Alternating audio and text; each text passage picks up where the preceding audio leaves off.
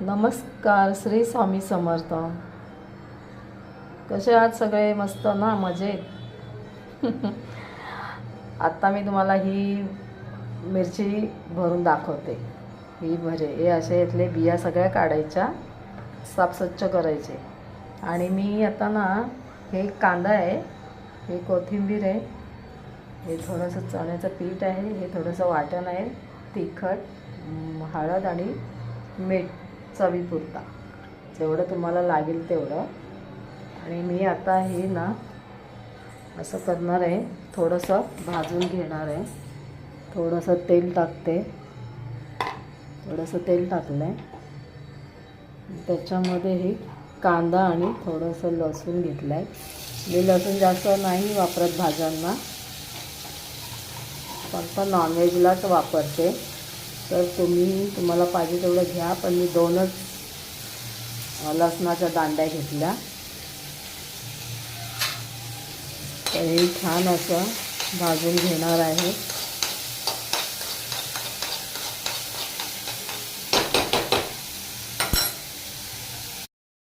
हे असं थोडंसं गोल्डन थोडं झालं, त्याच्यामध्ये हे थोडंसं वाटण आहे ते टाकलं. आणि हे मिरची पावडर टाकली थोडी, हे थोडंसं टाकलं. हे मीठ आहे थोडं.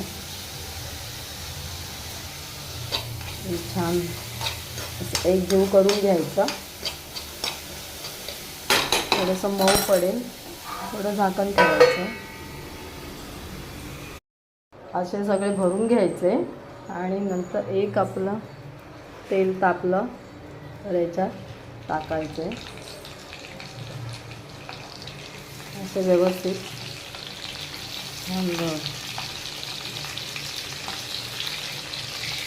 याची तोंड खाली करायचं.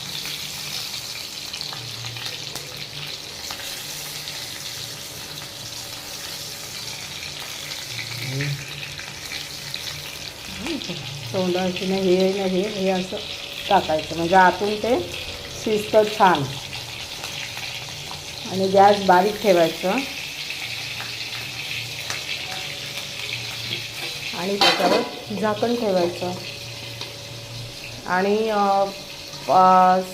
5-10 मिनिटांनी बघायचे शिजले काय, उतरायचे. भरली मिरची तयार झालेली आहे. बघा कशी वाटली ती सांगा, कमेंट, लाईक, शेअर करा. Bye bye.